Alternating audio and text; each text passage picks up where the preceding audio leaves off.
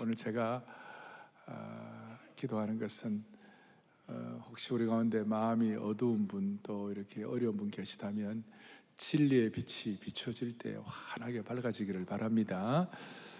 오늘은 제가 참된 쉼에 관해서 말씀을 드릴 텐데 3년 6개월 동안 고생한 모든 우리 한국교회 성도들에게 오늘 이 말씀이 꼭 필요하다고 생각하고 준비를 했습니다. 자, 질문하겠습니다. 나는 참된 쉼이 필요 없다 하는 분 손 한번 들어보세요. 손 들어보세요. 아까 앞옆에 누가 하나 손을 들더라고요. 그래서 내가 어찌 된 건가 물어보니까 자다가 깼대. 자다가 깼대. 그러니까 뭐 그런 분은 아니고서는 나는 진짜 참된 쉼이 필요하다 이렇게 생각이 다 될 거예요. 되는데 오늘 이 시대가, 이 삶의 환경 자체가 우리에게 쉼을 주지 못하는 환경이에요. 생태계가. 그러니까 24시간 동안 뭐 SNS라든지 모든 24시간 동안 다 워킹하는 거예요. 다 하니까 쉼이 없어요. 데이터 연구기관에서 뭐라고 얘기하는가 하면 앞으로 향후 3년 동안의 데이터가 지난 30년 동안의 데이터보다 더 많을 것이다 그랬어요. 기가 막힌 거죠. 아니, 지난 30년 동안의 빅데이터는 말로 다 할 수 없이 많고 우리 스트레스 받게 하고 막 그러는데 앞으로 3년 동안에 나타날 수많은 데이터들이 지난 30년도보다 더 많다. 이거 얼마나 우리에게 큰 짐이겠어요. 생태계 자체가 우리에게 쉼을 주지 못하는 그런 환경이 왔다는 것이죠. 그래서 솔로몬이 얘기한 그 고백이 진짜 고백이에요. 전도서 2장 23절 같이 읽어보겠습니다. 일평생에 근심하며 수고하는 것이 그의 마음이 밤에도 쉬지 못하다니 이것도 아멘. 그의 마음이 어떻게 해요? 밤에도 쉬지를 못한다. 24시간 계속 움직이니까 밤에도 쉬지를 못한다. 더더구나 해외에 있는 사람들, 너 한국 처음이지? 그거 온 사람들이 다 깜짝 놀라는 건 대한민국은 밤이 불야성이에요. 밤이 환한 거예요. 그러니까 밤에도 쉬지를 못하는 이 민족이에요. 저는 그 신학교 3학년 때 목회학이라는 패스토럴 미니스트리라고 목회학을 하는데 이 많은 성도들이 수많은 스트레스와 짐이 많다는 것이에요. 그래서 짐의 강도를, 스트레스의 강도를 매기는데 최고로 스트레스가 많을 때가 언젠가 부모가 돌아가시거나 자식이 먼저 이렇게 주님의 부름받거나 또 배우자가 이렇게 어려워지거나 먼저 이럴 때가 최고의 스트레스라는 거예요. 5.5점. 그런데 동일하게 결혼도 스트레스 5점이에요. 좋은 일도 똑같은 짐이에요. 자식이 태어나도 그 스트레스가 뭐 4점인가. 그러니까 그 총량자가 30점이 넘으면 사람이 나가 뒤집어지는 거예요. 그러니 우리가 살아가는 동안에 하나님이 주신 은혜 가운데서 이 스트레스를 관리하고 우리가 참된 쉼을 가지고 살아간다는 것이 얼마나 중요한지 오늘 이 참된 쉼의 은혜가 말로서가 아니라 실제로 여러분들에게 다가오기를 바라는 것이에요. 하나님은 창조하실 때 창조의 질서가 뭐냐면 우리 모든 피조물들에게 쉼이라는 DNA를 넣어놓았어요.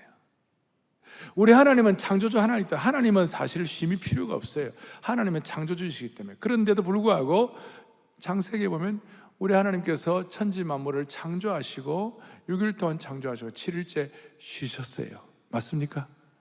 쉼이 필요 없는 하나님이시지만 우리에게 쉼에 대한 하나의 롤 모델 역할을 해주셨어요.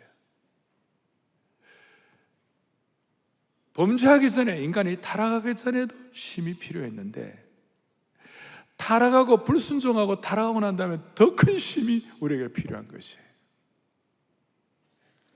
그래서 오늘 하나님께서 여러분과 저희에게 주시는 특별한 쉼을 이 말씀을 통해 허락해 주시기를 바라는 것이에요. 그래서 여러분, 이스라엘 백성들이 출애굽하고 난 다음에 하나님 두 가지를 주셨는데 하나님 뭘 주셨는가? 할례를 행하라고 그랬어요. 두 제도를. 할례를 행해가지고 너희가 하나님의 자녀다, 너희 정체성이 뭔지를 확고하게 인식시켜 줬어요. 그러니까 우리가 지금 오늘 예배를 드리면서 우리가 하나님의 자녀인 줄로 믿습니다. 영적인 할례를 받은 거예요. 또 하나는 하나님께서 안식일 제도를 둬가지고 쉴 수 있도록 만드셨어요. 그런데 이 쉼이란 것은 우리가 예를 들어서 멍 때리기를 하는 것이다, 뭐 잠을 충분히 자는 것, 육신이 회복하는 그것만 정도가 포함되는 것이 아니에요. 이 쉼에 대한 개념은 어거스틴이 그런 고백을 했죠. 뭐라고 고백했냐? 참회록에다가 앞에 서두에 우리의 마음은 주님 안에서 쉼을 얻을 때까지는 진짜 쉴 수 없습니다. 동의하십니까? 주님 안에서의 쉼이 아니고서는 참된 쉼이 없다. 이 참 기가 막힌 거죠. 왕궁에 있어도 몰디브에 모히또 있는지 몰디브에 있는지 모르지만 몰디브에 있어도 마음이 쉬지 못하면, 영이 쉬지 못하면, 주님이 주시는 쉼이 아니면 쉼이 없는 거예요. 왕궁에 그 최고로 멋있고 뭐 이렇게 편안하고 안락한 왕궁에 있다 할지라도, 여러분 왕궁에 암투와 모략과 중상과 오만 게 다 있고 왕비열전, 여인들께 쉼이 없는 거예요. 그런데 이 쉼은 하나님 안에서만 참 쉼을 주신다 그랬을 때, 바울 같은 경우는 빌립보 감옥에서 태장을 받고 그렇게 고통스러운데도 마음에 쉼이 있으니까 거기서 신라와 함께 하나님을 찬양하는데, 이것이 나의 간증이요 이것이 나의 찬송이라, 나 사는 동안 구주를 찬송하리로다. 왕국에서도 모시는데, 몰디브에서도 모시는데, 감옥에서도 쉼이 있다 이것이에요. 그래서 오늘 본문을 통하여 하나님이 쉼을 주셔야 우리가 참 쉼이 있다는 거 우리가 생각하면서 오늘 이 쉼에 대한 영안을 열기를 바랍니다. 자, 오늘 마태복음 11장 28절 30절 다 알아요. 수고하고 무거운 짐진 자들아 다 내게로 내가 너희를 쉬게 하리라. 나는 마음이 온유하고 겸손하니 나의 멍에를 베고 내게 배우라. 그래야만 너희가 쉼을 얻으리라 그랬어요. 내 짐은 쉽고 가볍다고 그랬어요. 왜? 다른 복음서에는, 마가복음이나 누가복음이나 요한복음에는 이 내용이 없는데, 성경에 보면 정말 중요한 거는 복음서도 반복이 되어 있는 거예요. 그런데 마태복음에만 이 내용이 나와 있을까? 마태복음에만 이 쉼에 대한 내용이 나와 있을까? 제가 가만히 분석을 해보니까, 자, 누가는 의사 누가, 그 다음에 요한, 우리 예수님 제자 요한, 그리고 마가, 이 마가나 누가나 요한에 비해서 이 마태의 삶의 환경이 참 쉼이 필요한 환경이었어요. 여러분 아시는 대로 마태는 뭐 출신이죠? 세리 출신이죠. 당시 유대인의 세리는 뭐 다른 거는 몰라도 돈 버는 거는 보장이 됐었어요. 돈은 좀 벌었는데 나중에 그의 삶에 어떤 정서적으로, 영적으로, 도덕적으로, 사회적으로 어마어마한 스트레스가 있는 거예요. 절마적으로는 매국노야. 왜 갑자기 또 사투리가 튀어나오죠? 마태는 매국노야. 그부터 시작해가지고 그 압박과 스트레스가 말도 못하는데, 마태복음 9장에서, 오늘 앞에 9장에서 예수님 만나고 난 다음에, 쉽게 말하면 정체성 회복하고 난 다음에, 삶이 변하고 난 다음에, 마태가 갖고 있던 그 수많은 짐들이 벗겨지고 완전히 새로운 참된 안식의 은혜를 받고 나니까, 이런 말씀을, 예수님의 말씀을 또박또박 기억해가지고 이렇게 오늘 마태가 기록하고 있는 것이에요. 할렐루야. 마태가 경험한 쉼이었어요. 그런데 오늘 마태는 이렇게 됐는데, 바로 이어서 11장 30절 뒤에 그 다음 뭐예요? 12장이에요 30절이 제일 마지막이고, 그 다음 12장 1절인데, 12장에는 뭐 바리새인과 이런 친구들이 나와요. 바리새인과 뭐 유대의 지도자들인데, 이 친구들은 겉으로 볼 때는 대단히 쉬고 뭐 대단한 사람들 같지만요, 그 마음에 쉼이 없었어요. 그러니까 사람이 마음에 쉼이 없는 사람의 특징은 뭐냐면 남을 비난하는 거예요. 남을 비판하는 거예요. 크리티사이즈하는 거예요. 제가 최근에 한경직 목사님하고 그다음 조영규 목사님 설교를 내가 가끔 이렇게 한번 들어보는데요, 참 놀라운 건 뭐냐면요, 한경직 목사님이나 조영규 목사님은 강단 위에서요 한 번도 남을 치는 설교를 하지 비판하는 설교를 내가 들어본 적이 없어요. 그분의 영적으로 마음에 그 풍요로움과 뭐가 있어서 그런지 비난. 여러분 강단 위에서 막 남 막 뭐라 그러고 그런 분들은 저분 좀 쉼이 없구나 이렇게 생각하시면 돼요. 그러면 여러분들은 비난은 안 하더라도 나 섭섭해. 며느리 볼 때마다 너무 섭섭해. 그건 시어머니가 쉼이 없는 거예요, 마음에. 사위 볼 때 섭섭해. 장모도 마음에 쉼이 없는 거예요. 마음에 쉼이 없으니까. 근데 마태는 주님이 주시는 쉼을 얻어가지고 수고하고 무거운 짐진 자들아 다 내게로 오라. 내가 너희를 쉬게 하리라. 할렐루야. 우리가 너무나 잘 아는 말씀. 그래서 오늘 제가 이 본문을 통하여 두 가지 쉼을 말씀할 거예요. 두 가지 쉼을. 몇 가지 쉼이에요? 두 가지 쉼을. 첫 번째는 뭐냐? 어떤 쉼이냐? 주어진 쉼이에요. 두 번째는 뭐냐? 지금 말 안 해요. 여러분 보세요. 첫 번째는 어떤 쉼이라고요? 주어진 쉼이다. 28절에 수고하고 무거운 짐진 자들아 다 내게로 오라. 내가 너희를 쉬게 하리라.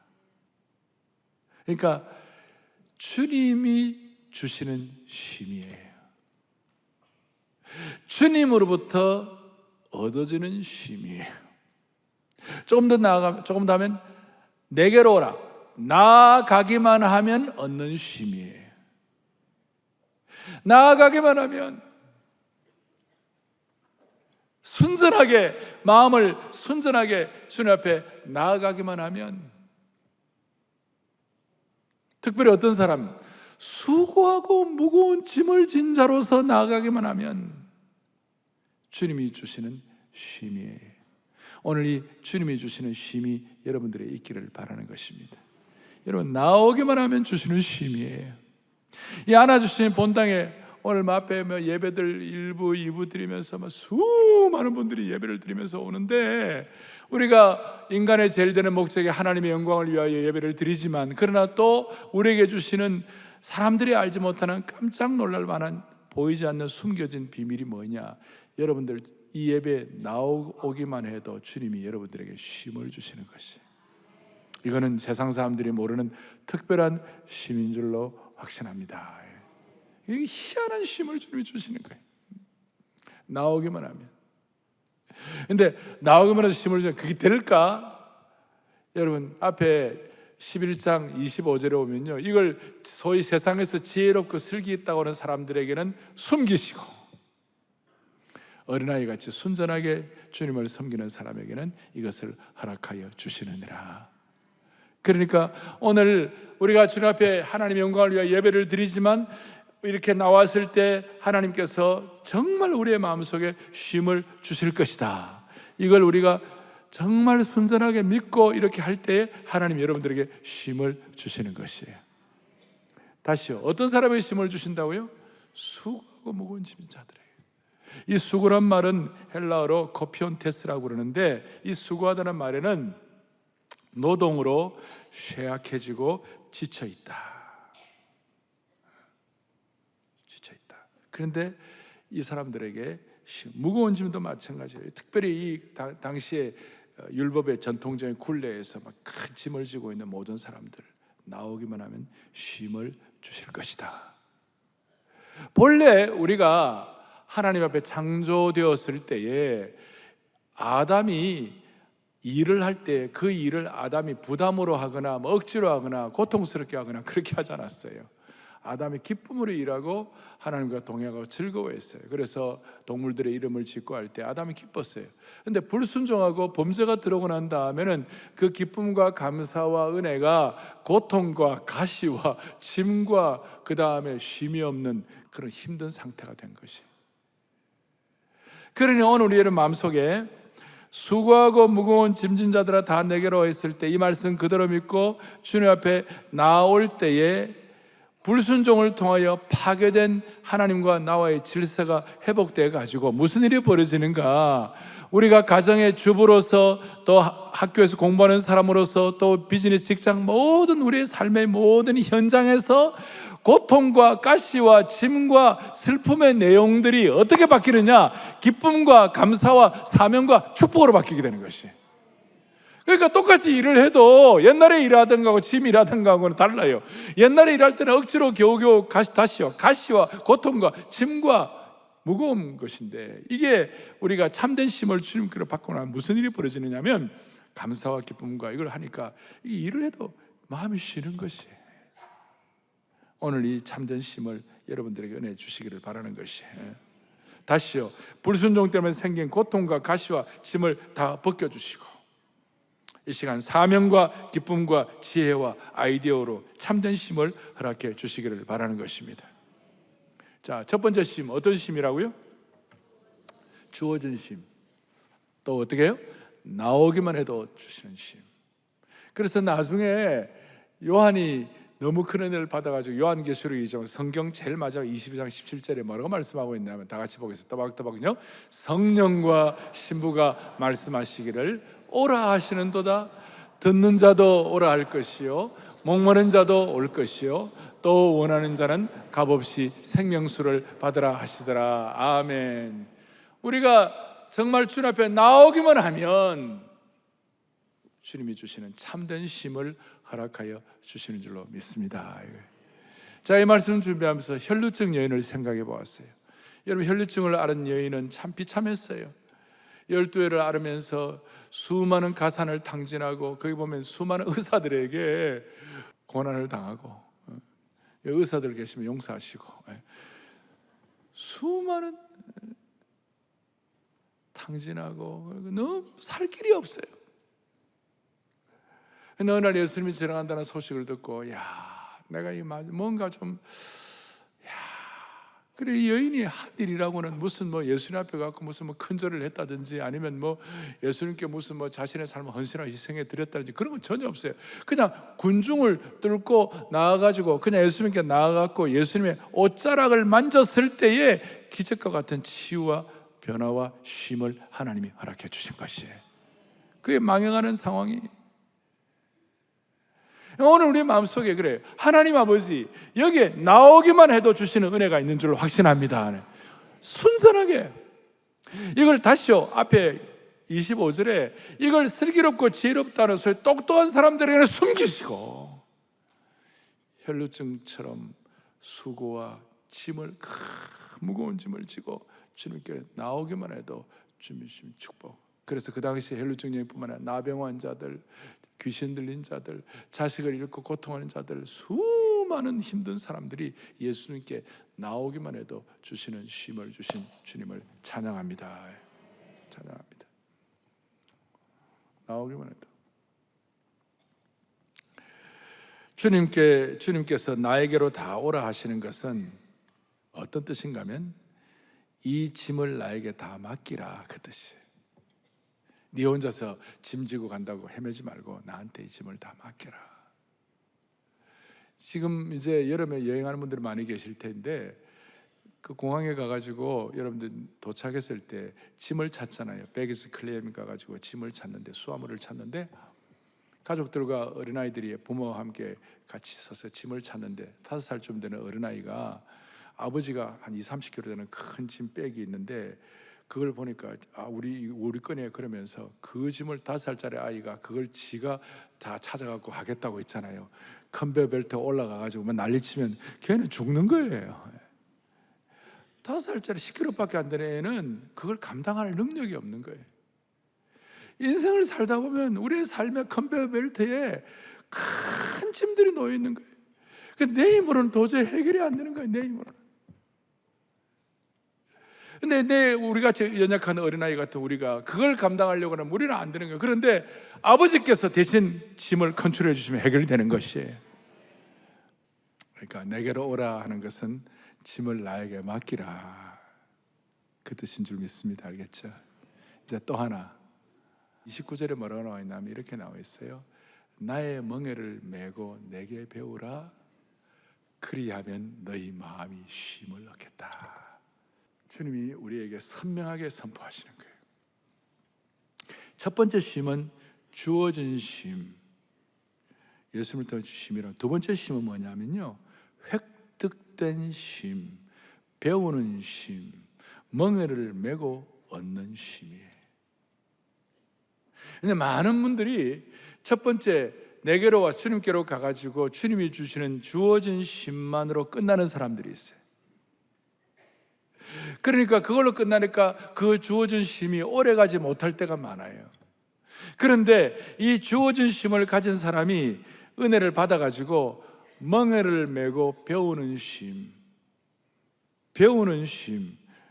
획득된 쉼, 주님 안에서 우리가 성숙해가지고 얻어지는 쉼, 그걸 얻게 되면 주님이 주시는 그 쉼을 더 오래가게 하고 더 성숙하게 하고 더 깊이 있게 하고 그 쉼을 통한 생수의 강이 체험되게 하시고 그 다음 맑은 샘의 물이 터뜨려지게 하시고 그걸 통하여 더 깊은 차원으로 들어가게 되는 것이.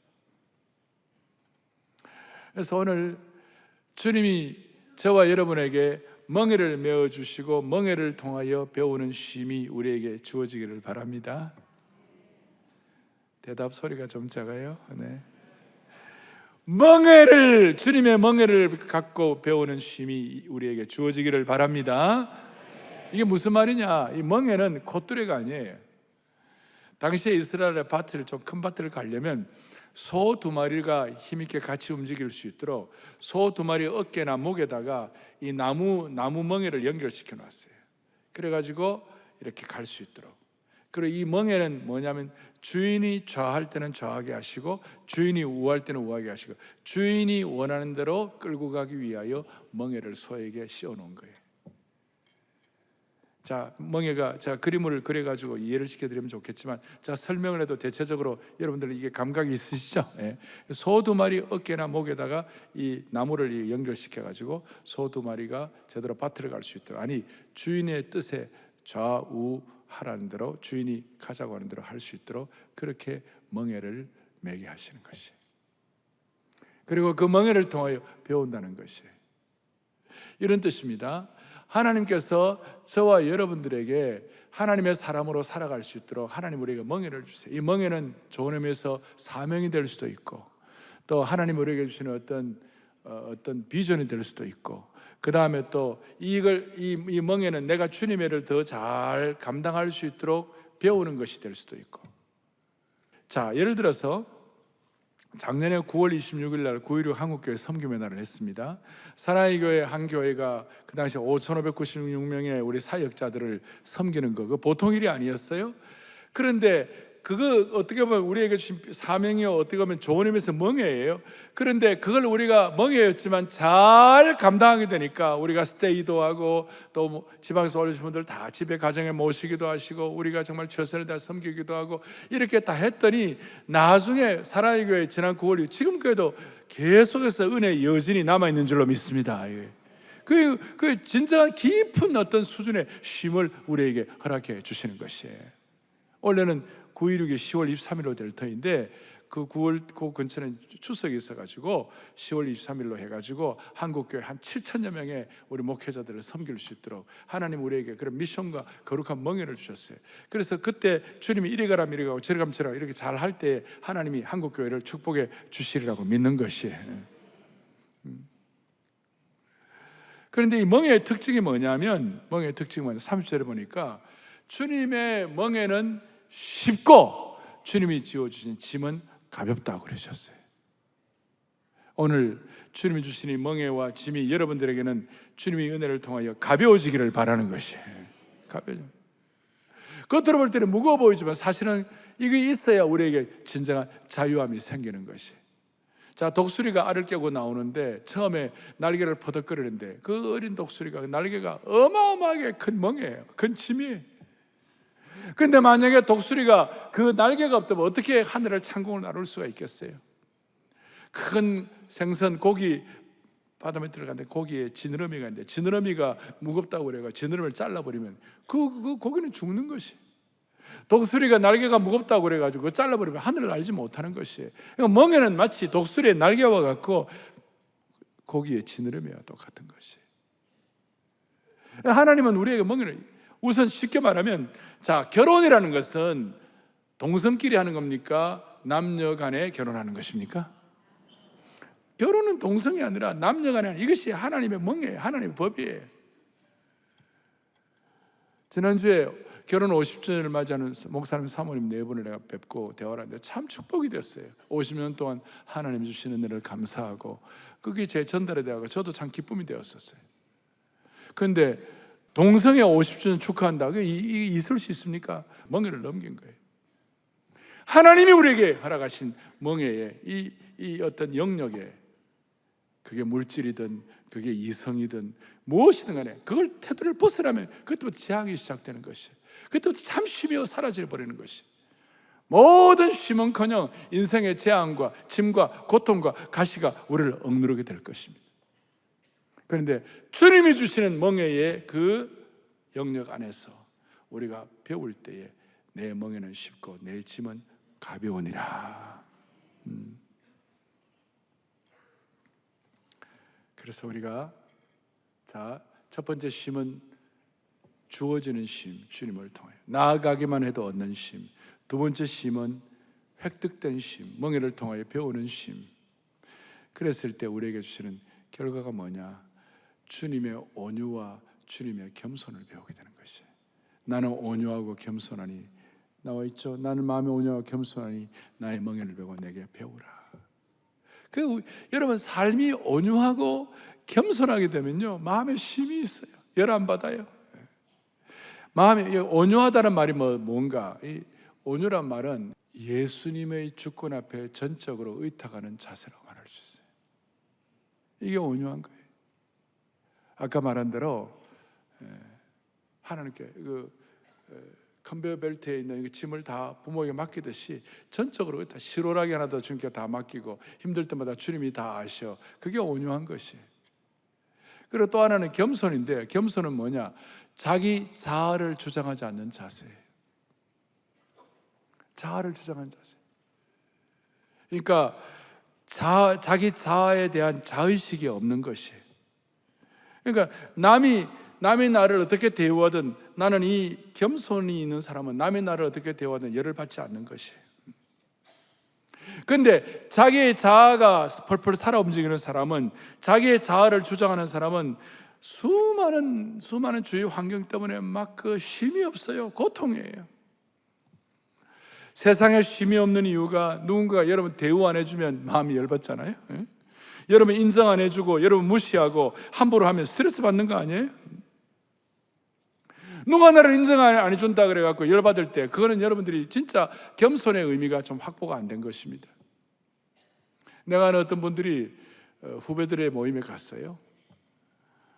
후배들을 갔는데 후배들이 이분을 좀 대우를 안 한 것 같아요. 그래 열받아가지고 씩씩거리시면서, 그놈의 자식들 말이야, 선배들 대접도 안 하고 막 그리 열받으셨어요. 그래서 제가 듣고 난 다음에, 그런 데를 왜 갑니까? 스트레스 받을 일을 하면 안 되는데 그런 데를 왜 가느냐고. 응? 며느리가 나를 무시한다, 사위가 나를 무시한다, 부모님이 나를 어떻게 한다. 여러분, 그게 다 마음에 쉼이 없어서 그래요. 자, 다시요. 겸손은 뭡니까? 자기 자아를 주장하지 않는 거예요. 이게 쉼이 있어야 가능한 것이죠. 그래서 수고와 무거운 짐들이 온유와 겸손으로 바뀌게 되는 축복을 주시기를 바라는 것입니다. 그래야 이게 은혜의 선순환이 가능하게 됩니다. 은혜의 선순환이.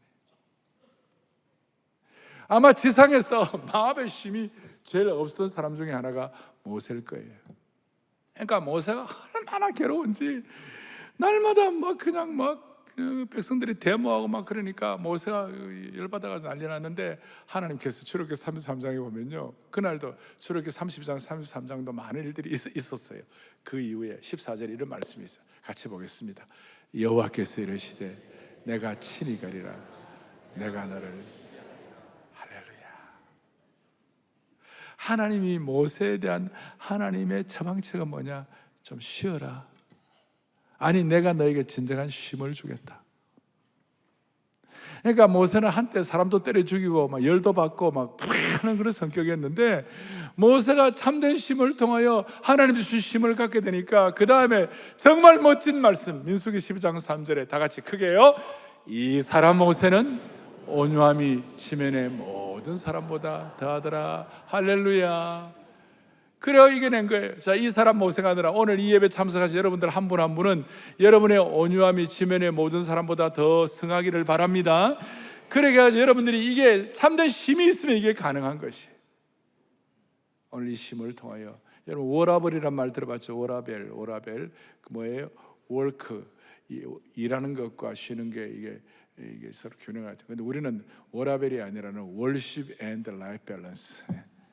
우리는 예배를 통하여 진정한 쉼을 얻었습니다. 물론 여기는 해석이 좀 있지만 하여튼 하나님께서 21세기에 오늘 마태, 21세기의 모세처럼 하나님께서 겸손과 온유로 무장된 참 쉼이 있는 이번 여름 기간 되기를 축복합니다.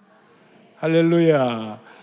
전에 우리가 청년 시절에 성경 구절을 가지고 그대로 찬송가 가사로 만든 소위 그걸 보고 가스펠송 혹은 스크립처송 이런 말을 많이 했어요. 성경 구절을 그대로 찬송 구절 했는데 아주 쉬워요. 수고하고 무거운 짐진 자들아 다 내게로 오라 내가 너희를 쉬게 하리라 이런 가사가 있는데 같이 우리 잘 몰라도 악보 읽고 가사 있으니까 같이 한번 하시겠어요? 하시는 동안에 야 내가 좀 쉬어야지 나 좀 쉬어 이것만 생각하면 안 되고 내 자식도 좀 쉬어야지 내 부모님도 좀 쉬셔야지 우리 공동체도 좀 쉬어야지 한국의 그리스도인들 고생만 쉬어야지 우리나라 우리 한국 사람들은 쉬지 못하는 생태이기 때문에 전부 다 화가 나가 있어 다 열받아 있고 그냥 만나는 사람마다 이래가 있고 그런데 이걸 여러분 참된 쉼을 통하여 온유와 겸손을 가진 하나님의 백성들 때문에 우리 주위가 하나님 주시는 참된 쉼으로 풍성해지기를 축원합니다. 수고하고 무거운 짐자들아 이 가사 그대로 한번 해보세요. 수고하고 무거운 짐진 자들아 다 내게로 오라 다 입술로 고백하세요. 그대로 됩니다. 다 내게로 오라 다 내게로 오라 내가 너희를 쉬게 하리라 내가 너희를 우리 공동체 모든 식구들을 쉬게 하리 영가족 한 분 한 분을 내가 너희를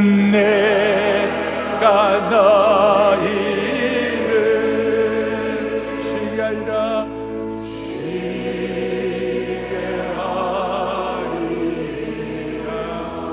한 번 더 하겠습니다. 내가 너희를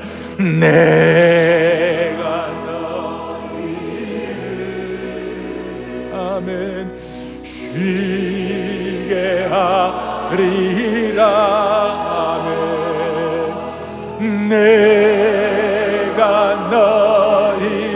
너희를 쉬게 하리라 쉬게 하리라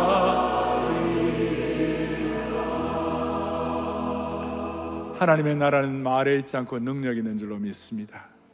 오늘 이 말씀 그대로 받고 여러분 참된 쉼의 수혜자가 되기를 원하는 것입니다. 가슴에 손을 얹겠습니다. 아버지 하나님 낮에도 쉼이 없고 밤에도 쉼이 없는 이 만성 피로의 시대를 사는 우리 성도들 참된 쉼을 허락하여 주신 줄로 믿습니다. 복음의 능력을 통한 진정한 쉼을 허락받게 하여 주십시오. 주님께만 나가면 얻는 그 쉼의 대상자가 되게 하여 주시옵시고 나의 멍에를 메고 내게 배우라 멍에를 메고 배우는 쉼의 대상자가 되게 하여 주셔서 우리의 삶에 그 큰 수고와 무거운 짐들이 온유와 겸손으로 바뀌게 하여 주시옵소서.